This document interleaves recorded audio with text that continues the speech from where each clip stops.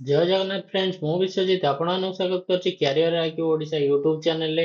तो आज का वीडियो रे हमें देखिबा कि जो टीजीटी रिक्रूटमेंट आसीछि तो तार पूरा डिटेल्स हमें देखिबा। ठीक अछि, तो फास्ट तो देखंतु यार शॉर्ट एडवर्टाइजमेंट जोटा कि हमर केते पोस्ट आसीछि। तो हमर पोस्ट आसीछि 2629 पोस्ट आसीछि। ठीक अछि, तो हमर 2629 पोस्ट आसीछि।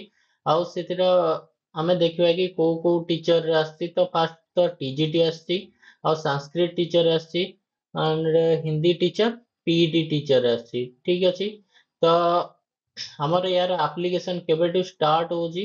तो एप्लीकेशन स्टार्ट होजी 10 सितंबर रु, और 5 अक्टोबर रे यार लास्ट डेट रोजी। तो फॉर्म सबमिट पई आपनकर लास्ट डेट रोजी केबे ना 10 अक्टोबर। ठीक अछि, आपण पीजीटी टीचर रो फॉर्म भरिया पई आपण O triple SC website visit करिया पड़िबो। तो सेठी जाई आपण निजर फॉर्म भरी पारिबे। तो नेक्स्ट देखिबा कि तार कौन सब बेसिक पे रोची। तो नेक्स्ट देखंतु सैलरी स्ट्रक्चर कौन अछि।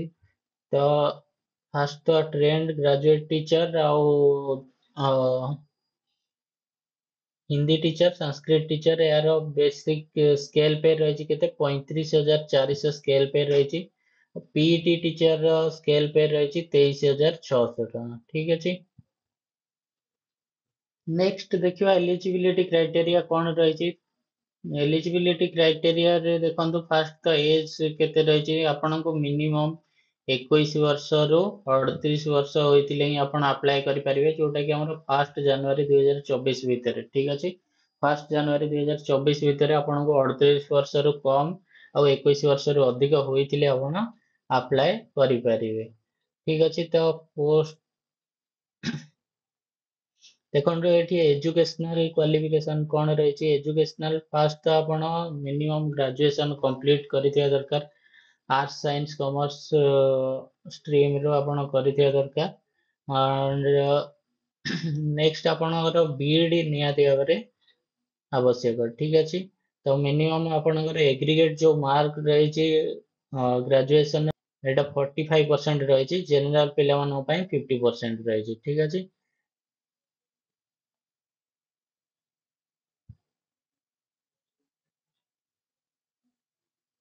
ଆଉ ବାକି ଆମର ଡିଫରେଣ୍ଟ ପୋଷ୍ଟ ହିସାବରେ ବି ସେମିତି ଏଜୁକେଶନାଲ କ୍ୱାଲିଫିକେସନ ରେ ଚେଞ୍ଜେସ୍ ଅଛି। ତ ଆପଣ ମାନେ ଏଇଟା ପୁରା ନୋଟିଫିକେସନ ପଢିପାରିବେ ଅଫିସିଆଲ ୱେବସାଇଟ ଭିଜିଟ କରିକି। ତ ନେକ୍ସଟ ଆମେ ଦେଖିବା କି କଣ यार एज रिलैक्सेशन कौन रही। तो ठीक अच्छे, तो आमर 5 वर्षर एज रिलैक्सेशन रही। एससी एसटी पिला SC ST SC BC women category मान 5 वर्षर एज रिलैक्सेशन रही। और जो मैंने पीडब्ल्यूडी कैंडिडेट तो से 10 वर्षर एज रिलैक्सेशन रही। तो आउ कौन क्वालिफिकेशन दरकार, a candidate must able to speak read and write Odia. ठीक अच्छे, तो ओडिया कहि पारथिया दरकार, लिखि पारथिया दरकार, आउ पढ़ी पारथिया दरकार।